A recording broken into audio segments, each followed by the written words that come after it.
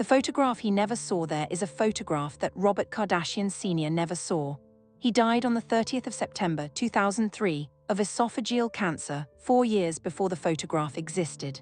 The cancer was diagnosed in July 2003 and killed him 11 weeks later. He was 59 years old. At his side when he died were his 4 children from his first marriage: Courtney, who was 24, Kim, who was 22, K.H. Larray, who was 19, Rob, who was 16. The photograph that he never saw is not a single photograph. It is the entire archive of everything that came after, the 10,000-episode documentation of his family's life that began in 2007 and ran for 14 years. The magazine covers and the Instagram posts and the sex tape and the SKIMS advertisements and the billion-dollar empire built from the specific debris of a family that had been in the news before any of this began. He had been in the news. Robert Kardashian Sr. had been in the news in 1995 when he sat at the defense table beside O.J. Simpson during the trial of the century, a friend of 30 years standing beside a man accused of murdering 2 people, and when the verdict came, not guilty. Announced on October 3, 1995, watched by 150 million Americans. He was there in the courtroom, his face showing the specific expression of a man who has been asked to do something and has done it, and is not entirely sure what it has cost him. His daughters were in the courtroom. Kim was 14, Courtney was 15. They watched their father in his greatest moment of public exposure at the center of the most watched trial in American history, defending a man that half of America believed was a murderer. 8 years later, he was dead. 4 years after that, his daughter Kim's sex tape was leaked. And the machine that his first wife had been building, the machine that would eventually be worth more than $3 billion, and that would make his daughters the most famous family in the world, began its operation. He never saw it. This is the frame through which this story must be told. Not the money, not the fame, not the covers of the magazines and the seasons of the television show, and the individual empires built by the individual daughters.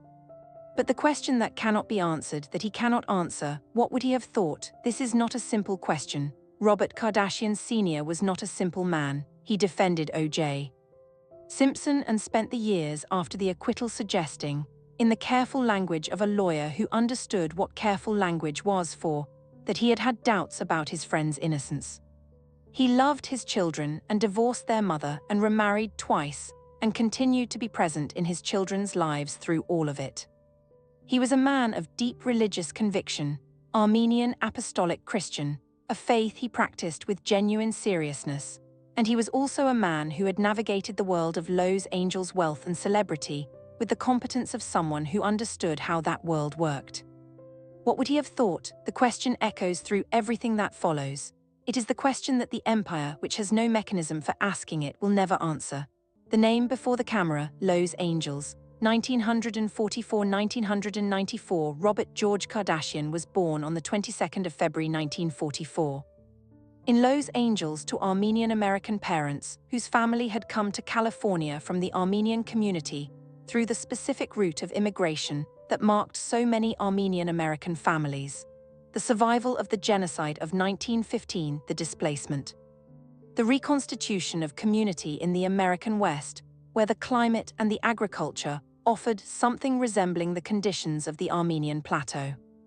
The Kardashian family in Los Angeles was part of a tight-knit Armenian-American community that maintained its cultural identity with the specific intensity of communities that have survived catastrophe. The church, the food, the language, the memory of what had been lost. These were not background details for the Kardashians.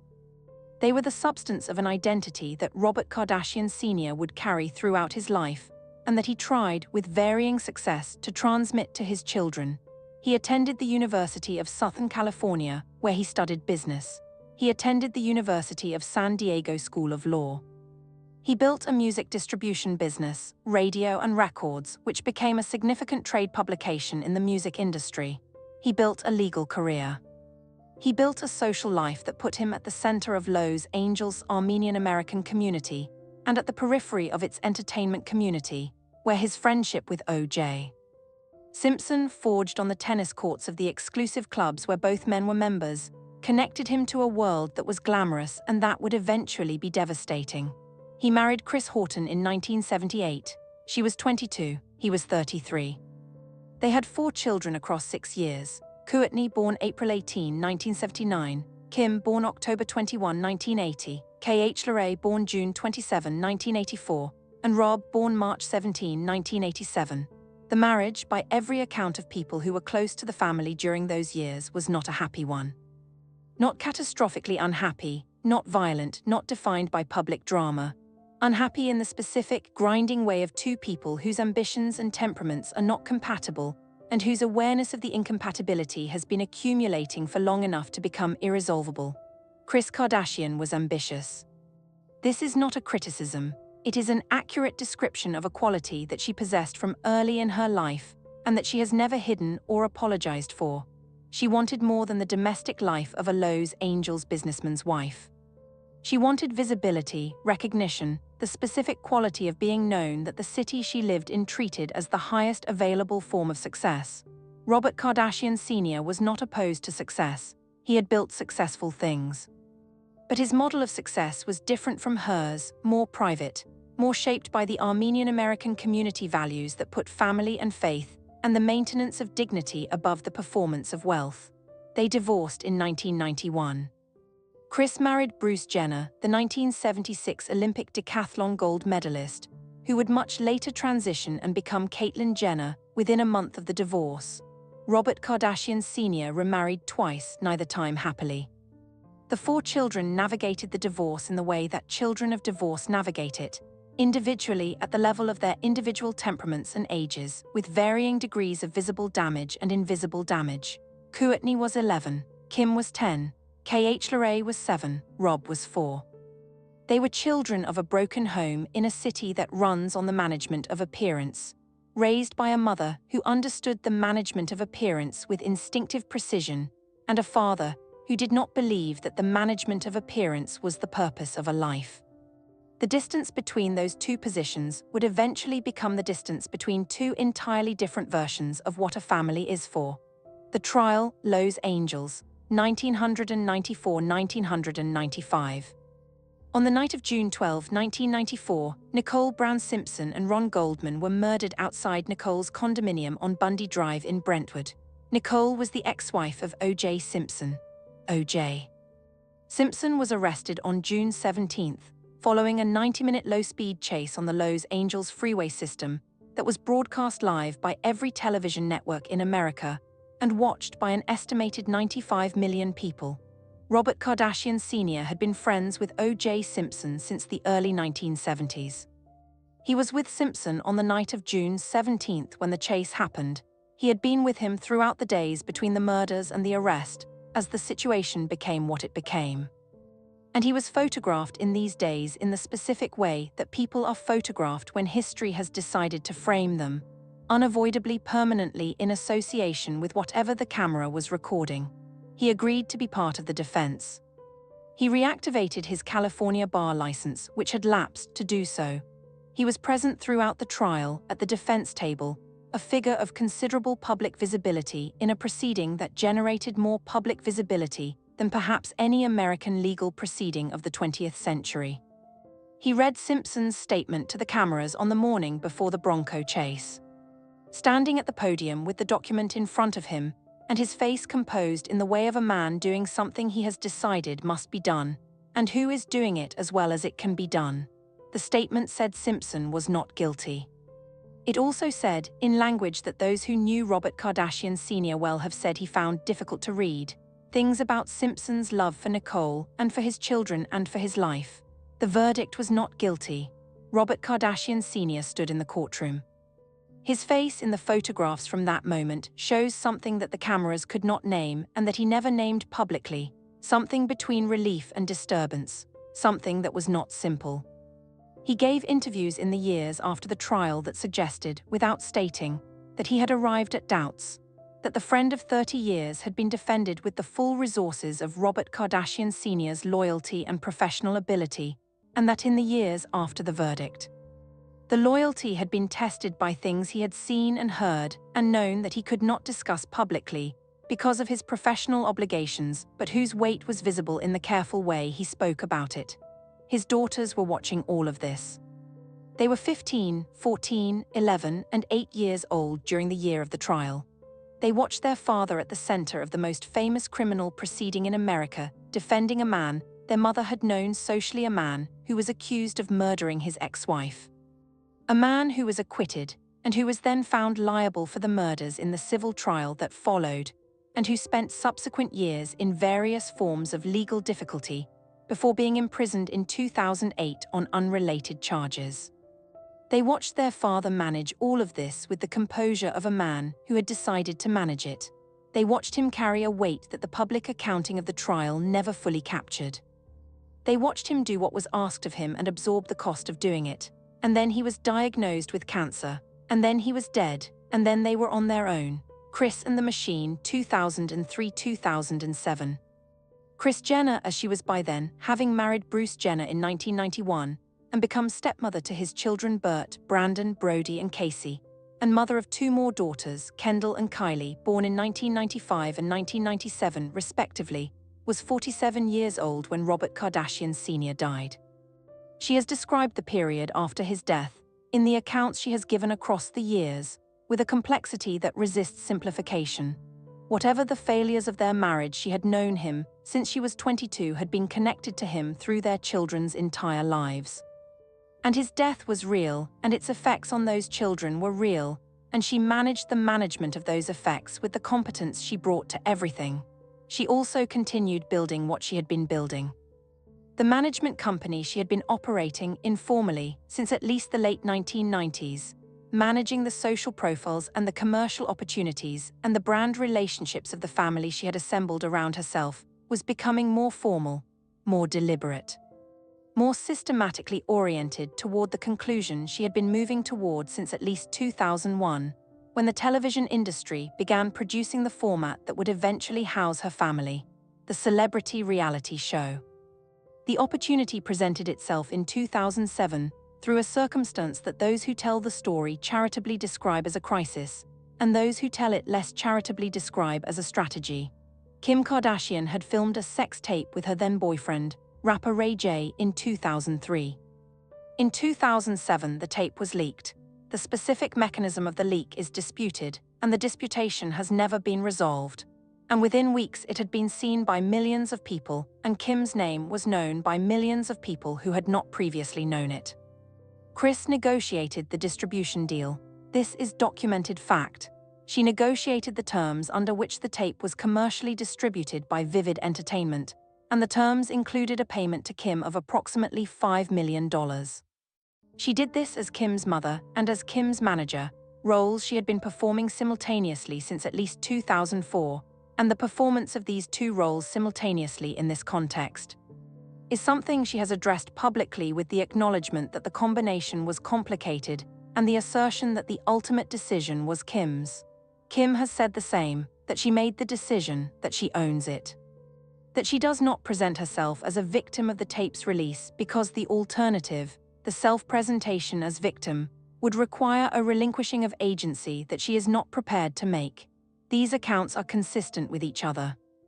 They are also accounts of a mother and a daughter who have aligned on the public version of a private event, in the way that people do when the alignment is in their mutual interest, and the alignment does not prevent the question of what the private version contains.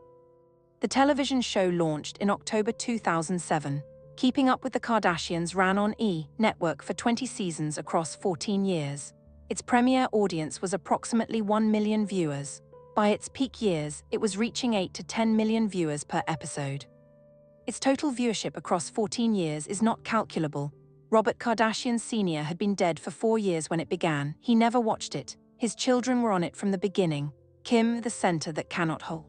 Kim Kardashian West, she took Kanye West's name when they married in 2014 and dropped it when they divorced, is, by any available metric, the most famous woman of her generation in the global celebrity economy. The metrics are not subtle. 364 million Instagram followers as of the time of this writing. A cosmetics company, KKW Beauty, sold to Coty for $200 million in 2020. A shapewear company, SKIMS, valued at approximately $4 billion in its most recent funding round. An ongoing criminal justice reform advocacy that has produced real results. She was instrumental in the release of Alice Marie Johnson and others, and she has engaged with the legal and policy dimensions of criminal justice with more substance than celebrity advocacy usually delivers. She is also in the record of her life, as it has been made public through 14 years of television and decades of magazine coverage, and the continuous documentation of social media, a person who has experienced things that the fame does not compensate for and that the money cannot undo. On the 3rd of October 2016, Kim Kardashian was robbed at gunpoint in her private hotel room in Paris. She was 36 years old, she was bound, she was put in the bathtub. Gunmen took approximately $10 million in jewelry, including a $4 million ring. She believed, in the room, in the time between the entry of the gunmen and their departure, that she was going to be killed. She has described this experience in interviews given across the years since it happened, and the descriptions do not diminish with repetition. They are accounts of a woman who has thought about the event many times from many angles, and who has arrived at understandings of it that she offers publicly, about vulnerability, about the relationship between displayed wealth and physical danger, about the experience of believing the end has come, that carry the specific weight of things understood through survival rather than imagination. She said that in the room she thought about her children. She thought about Courtney's children who were with her. She thought about whether she would see them again. She thought about what she had prioritized, and whether she had prioritized correctly in a life that had been conducted entirely in public, and that had accumulated by October 2016. A physical wealth visible enough to make her a target in a city where such targets are recognized and acted upon. She reduced her social media presence after Paris. She became less visible. Not invisible, invisibility was not available to her as an option, and she knew it, but less comprehensively documented. She pulled back, to the extent that pulling back was possible for a woman whose public presence was the mechanism of her income. The pulling back was temporary. The business required the visibility required the continuity. She returned. Her marriage to Kanye West produced 4 children, North St. Chicago. Psalm and produced also a public dissolution of a marriage that was conducted through social media, in the way that this particular generation's marital dissolutions are sometimes conducted. With the specific cruelty that social media produces when people who are in real pain use it as a weapon against each other.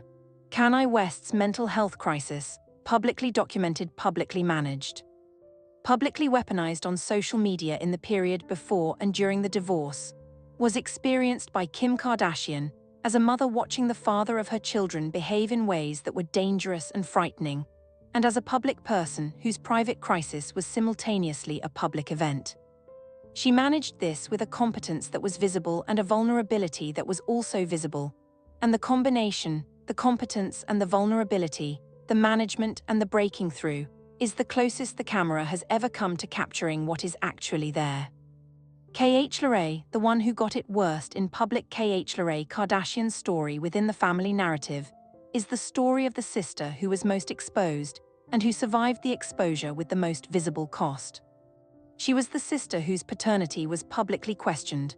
The tabloid years produced a sustained campaign of speculation about whether Robert Kardashian Sr. was her biological father, speculation that her mother denied and that K.H. Larray addressed publicly with the bluntness she is known for, and that inflicted, by any reasonable assessment, real damage of the specific kind that questions about your origins inflict when you are a young woman who lost her father and who is being asked, by strangers with platforms, whether the man you are grieving was actually your father.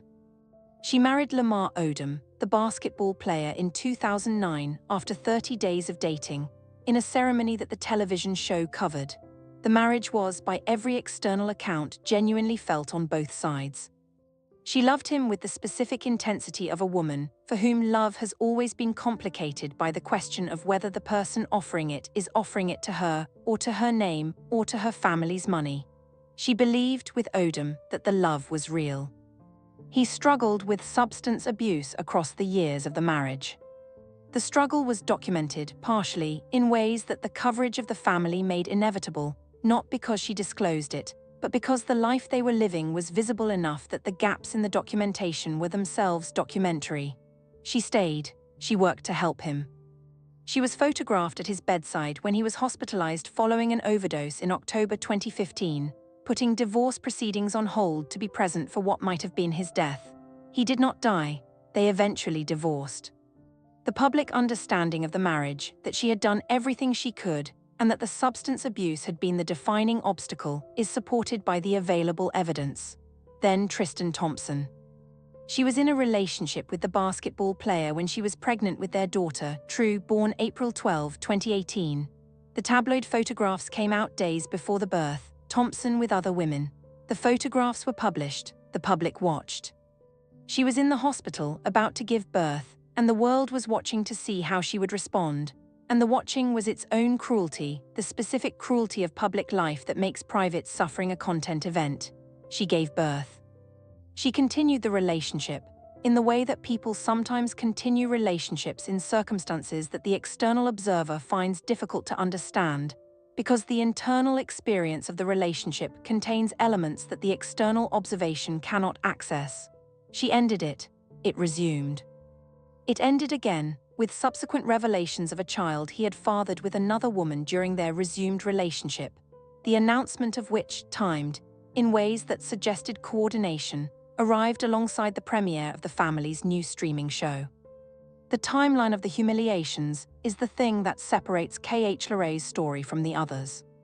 It is not one event but a series, documented in real time, with the documentation a condition of the income a condition of the platform, and the platform a condition of the visibility that made the humiliations visible. The machine requires content. The content is sometimes the cruelest available material. Kourtney and Kylie, the other two. Kourtney Kardashian is the eldest and has always been, by the family's own internal account and by the external observation of those who have watched the show, the most resistant to the machine. Not resistant in the sense of opposition, she appeared on the show for its entire run, she participated in the commercial infrastructure of the family's brand, she was present. But resistant in the sense of maintaining, within the machine, a quality of private selfhood that the machine could not entirely dissolve. She has said, repeatedly and with an emphasis that suggests the saying is important to her, that she does not want to be defined by the show. That she has interests and an interior life that are not for sale and that the show cannot capture. Whether the show captured it anyway, whether the act of appearing for 14 years on a reality television program that documents your private life is compatible with the maintenance of a private life, is the question she seems to be living with. Her marriage to Travis Barker, the musician, in 2022, was conducted with a level of visibility that the claimed desire for privacy makes somewhat difficult to reconcile. The contradiction does not appear to trouble her in public. Kylie Jenner occupies a different position in the family because she is a different generation within it, the daughter of Kris and Bruce/Caitlyn Jenner, born in 1997, 10 years younger than Kim. She grew up inside the machine in a way that her older sisters did not, because when the machine started she was 10 years old and it was her entire adolescence. She appeared on the show as a child. Her relationship with Tyga, which began when she was 17 and he was 25, was documented publicly in a way that those outside the family found concerning, and that the family managed in the way the family managed things. She built Kylie Cosmetics, starting with a lip kit that sold out in minutes in 2015, and growing into a company that Forbes valued at $1 billion in 2019, making her, at 21, the youngest self-made billionaire in history. The self-made designation was immediately and extensively contested. Forbes retracted the billionaire claim in 2020, citing inflated figures in the financial disclosures submitted by the company. The retraction generated significant coverage. The coverage generated significant response. The response generated coverage of the response.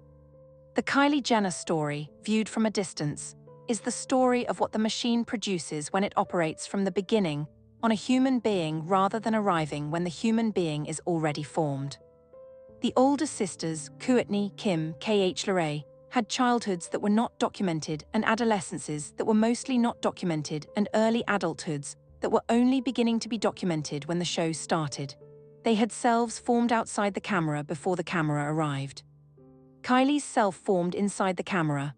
The resulting person, confident, commercially brilliant, personally difficult to access in the interviews and the documentation, is what the machine produces when it processes a person from childhood.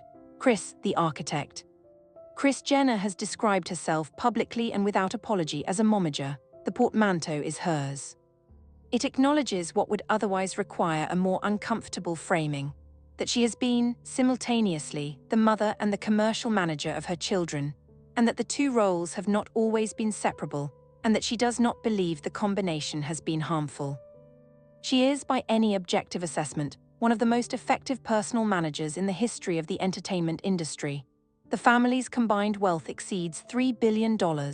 She negotiated the contracts that built the empire, the television deals, the brand partnerships, the product licensing, the streaming agreements. She understood, before almost anyone else in the industry understood it, that the reality television format could be a platform for brand building rather than simply an entertainment product, and she built the most commercially successful family brand in the history of that format. She also produced, in the building, specific harms that are visible in the record: the sex tape negotiation, the exposure of K.H. Laray's humiliations as content, the childhood documentation of Kylie and Kendall, the consistent subordination of the individual daughter's need for privacy to the collective commercial requirement for visibility. She has defended these choices consistently, with the argument that they were choices, that her daughters are adults who made their own decisions and who benefit materially from those decisions, and who are not therefore victims of the machine she built. The argument is coherent. It is also an argument that a mother making about her daughters, and the combination mother plus architect, is the thing that makes the argument difficult. Robert Kardashian Sr. died before the machine was fully operational. In the years immediately before his death, as the early stages of what Kris was building were becoming visible, he expressed, in private conversations that people who knew him have described in the accounts they gave after his death, a concern about the direction. A concern that the family's dignity was being leveraged in ways he did not think were wise. A concern that the children he had raised with the values of their Armenian-American community were being moved towards something that those values did not support. He did not live to see where it went. Those who were close to him and who have watched where it went have said that his concern, expressed in the final months of his life, was about exactly the thing that has been documented across the subsequent 20 years. The inheritance, the empire is real, the money is real. $3 billion distributed across the various business entities and trusts and accounts that the family maintains is not nothing and is not pretend. The SKIMS valuation is real. The criminal justice advocacy is real. The influence on fashion and on beauty standards and on the commercial economy of celebrity is real and documented and has been studied by business schools. The empire was built from a sex tape and a television show that ran for 20 seasons. This is also real. These are the foundations and they are documented, and the documentation cannot be managed away regardless of how effectively everything else is managed. Robert Kardashian Sr. is buried at Inglewood Park Cemetery in Inglewood, California. He has been there since October 2003. His children have visited. His grandchildren have been introduced to his memory through the stories told about him: the lawyer, the friend, the father, the man of faith. The man who stood in the courtroom during the trial of the century, and whose expression in that moment has been analyzed by everyone who has ever watched it. What the children inherited from him is visible in some of them more than others. Courtney's resistance to the machine is his. Rob Jr.'s withdrawal from public life is his.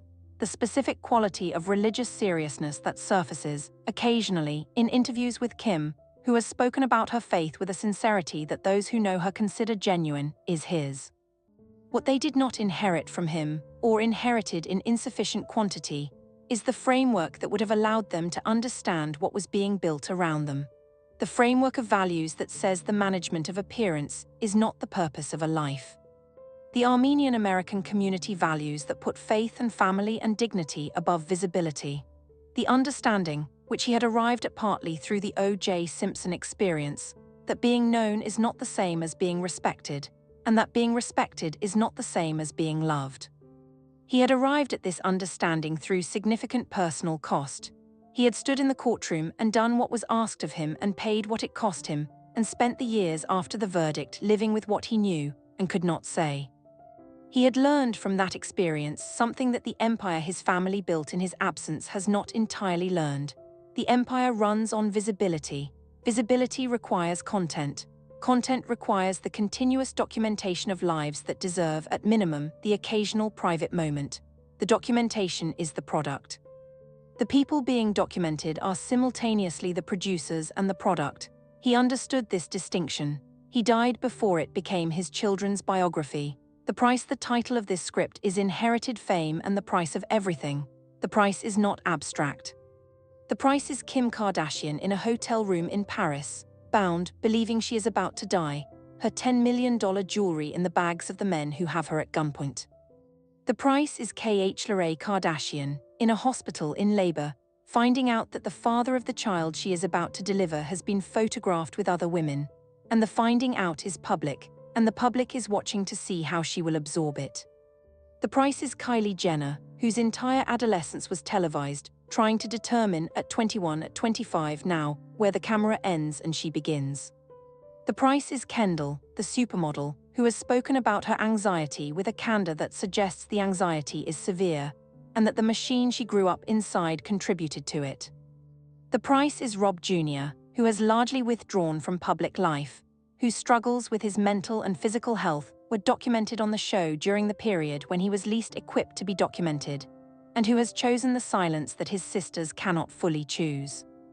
The price is also Kris Jenner, who is 70 years old and who has built something extraordinary, and who has paid for the building with the specific cost that parents who manage their children's lives pay: the permanent uncertainty about whether what was built for them or for the children.